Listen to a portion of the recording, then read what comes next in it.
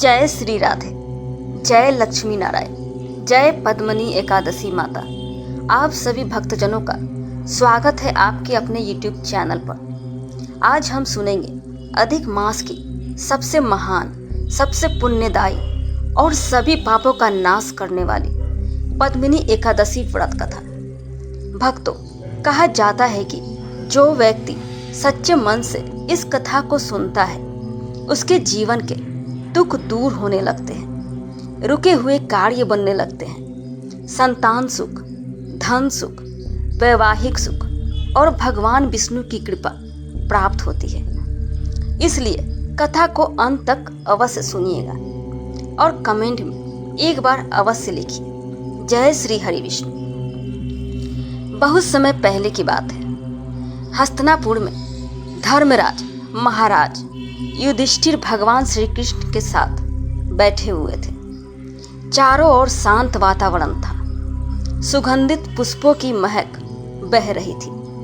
तभी धर्मराज युधिष्ठिर दोनों हाथ जोड़ के बोले, हे द्वारकाधीश, हे जगन्नाथ, हे भक्त वत्सल प्रभु, आपने मुझे अनेक व्रतों और एकादशी का महत्व बताया है, लेकिन अब मैं आपसे अधिक मास की शुक्ल पक्ष की उस महान एकादशी के विषय में जानना चाहता हूँ, जिसे देवता भी करने की इच्छा रखते हैं। उस एकादशी का क्या नाम है, उसकी महिमा क्या है, व्रत विधि क्या है और उससे मनुष्य को कौन सा पुण्य प्राप्त होता है। भगवान श्री कृष्ण मुस्कुराए। उनके मुखमंडल से दिव्य तेज निकल रहा था। श्री कृष्ण बोले, हे राजन, तुमने अत्यंत उत्तम प्रश्न किया है। अधिक मास की शुक्ल पक्ष की एकादशी को पद्मिनी एकादशी कहा जाता है।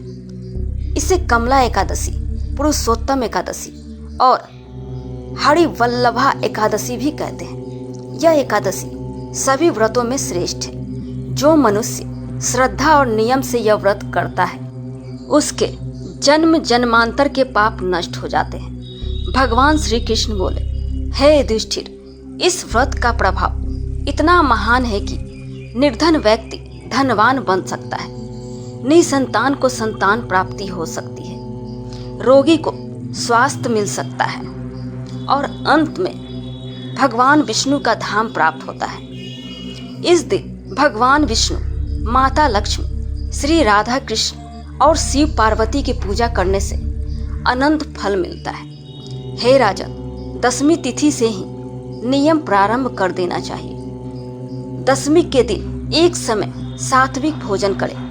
क्रोध, झूठ, निंदा और तामसिक भोजन से रात्रि में भूमि पर शयन करें और ब्रह्मचार्य का पालन करें।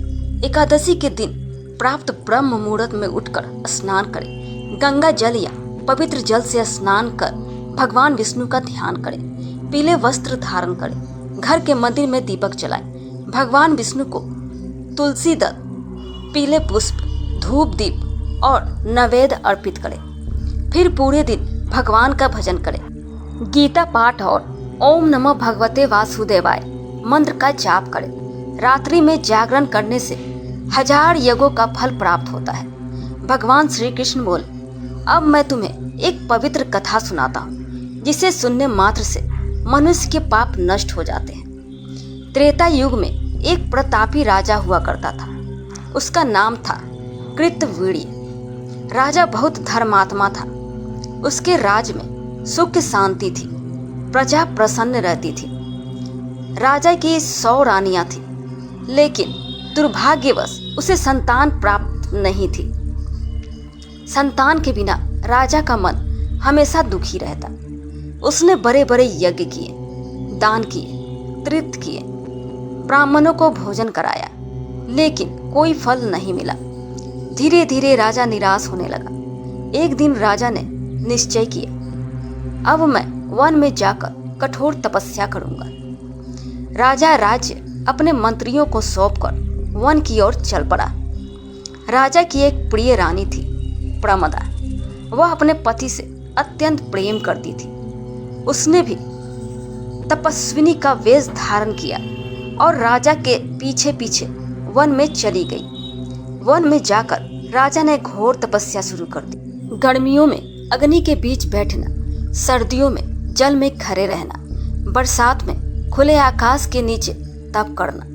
ऐसे करते करते हजारों वर्ष बीत गए। राजा का शरीर कमजोर हो गया, लेकिन फिर भी भगवान प्रसन्न नहीं हुए। रानी प्रमदा यह सब देखकर अत्यंत दुखी रहती। एक दिन रानी वन में घूमते घूमते महर्षि अत्रि की पत्नी माता अनुसुईया के आश्रम में पहुंची। रानी ने विनम्र होकर प्रणाम किया।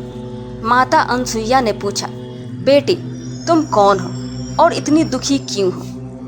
तब रानी रोते हुए बोली, हे माता, मेरे पति वर्षों से तपस्या कर रहे हैं, लेकिन अभी तक हमें संतान सुख नहीं मिला। कृपया करके कोई ऐसा उपाय बताइए जिससे हमारी मनोकामना पूर्ण हो जाए। माता अनुसुईया मुस्कुराई और बोली, हे पुत्री, अधिक मास में आने वाली 2 एकादशियां अत्यंत महान हैं, पद्मिनी और परमा। यदि तुम श्रद्धा से पद्मिनी एकादशी का व्रत करोगी तो स्वयं भगवान विष्णु प्रसन्न होंगे। रानी ने पूछा, हे माता, मुझे इस व्रत की पूरी विधि बताइए।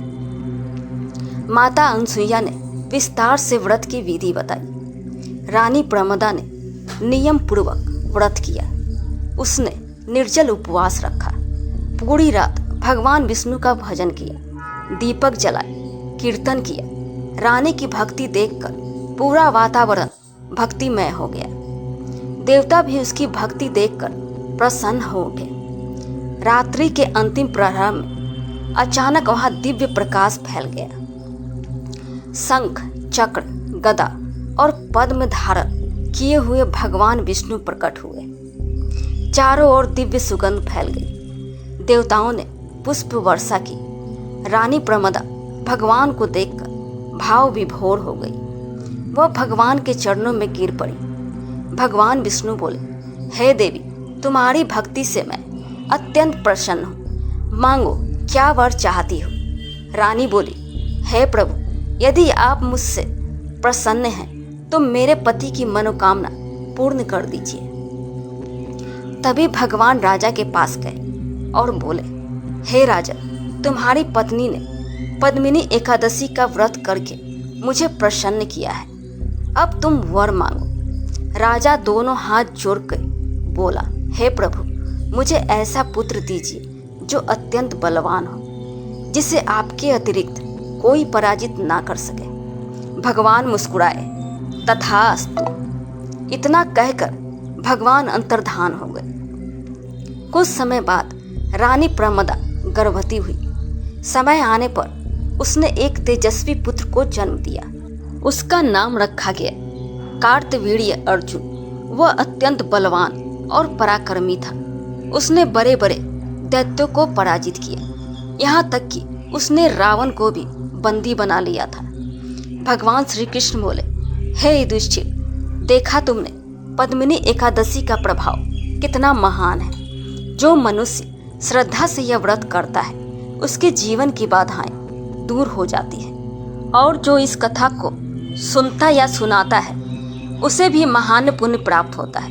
भक्तों, पद्मिनी एकादशी केवल एक व्रत नहीं है, यह भगवान विष्णु से जुड़ने का अवसर है। इस दिन गरीबों को दान करें, गाय को हरा चारा खिलाएं, तुलसी जी की पूजा करें, विष्णु पाठ पढ़ें और जरूरतमंदों की सहायता करें। ऐसा करने से भगवान विष्णु शीघ्र प्रसन्न होते हैं। तो भक्तों, यह थी पापों का नाश करने वाली, सुख समृद्धि देने वाली, मोक्ष प्रदान करने वाली पद्मिनी एकादशी व्रत कथा। यदि आपको यह कथा अच्छी लगी हो तो वीडियो को लाइक करके और चैनल को सब्सक्राइब कर लें और कमेंट में जय श्री हरि विष्णु लिखना ना भूलें।